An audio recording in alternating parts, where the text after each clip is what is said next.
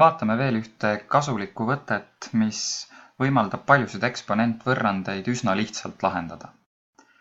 Mõnikord osutub vaadeldav võrrand eksponentavaldise suhtes üsna lihtsaks võrrandiks, näiteks lineaar- või ruutvõrrandiks.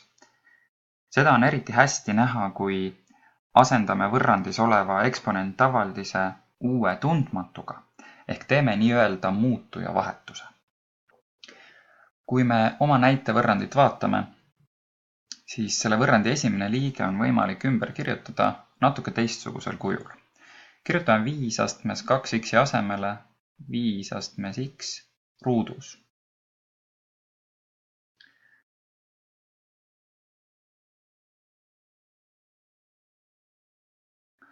Siit on näha, et meie võrrandi eksponentavaldiseks on 5 astmes x.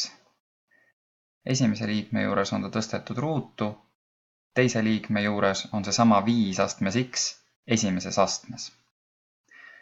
Kui me nüüd teeksime muutuja vahetuse ja asendaksime oma eksponentavaldise ehk 5 astmes x'i uue tundmatuga, uue muutujaga, näiteks t-ga, siis me saaksime selle t suhtes meile tuntud lihtsa võrrandi. Teeme seda. Kirjutame 5 astmes x'i asemele oma võrrandis t.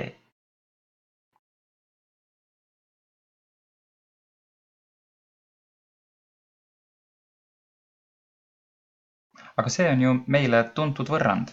T ruudus miinus 2t miinus 15 võrdub 0. See on ju ruutvõrrand t suhtes. Ruutvõrrandit me oskame väga hästi lahendada. Lahendame siis selle ruutvõrrandi ära, saame 2 lahendit, t1 ja t2. Esimene tuleb antud juhul 5 ja teine tuleb -3. Meid ei huvitanud aga t-väärtus. Meid huvitab ju ikkagi algse võrrandi lahend, ehk me tahaksime teada, millega võrdub x. Järelikult selle koha peal, kus meil nüüd t-väärtus on käes, tuleks teha tagasiasendus. Meie ütlesime, et 5 astmes x on võrdne t-ga. Järelikult, kui t on 5, siis 5 astmes x peabki olema võrdne 5-ga. Tekkis väga lihtne väike eksponentvõrrand, kust on kohe näha ka lahend x võrdub 1. Teisel juhul toimime täpselt samamoodi. Kui t on -3, siis meie asenduse kohaselt peab 5 astmes x võrduma -3.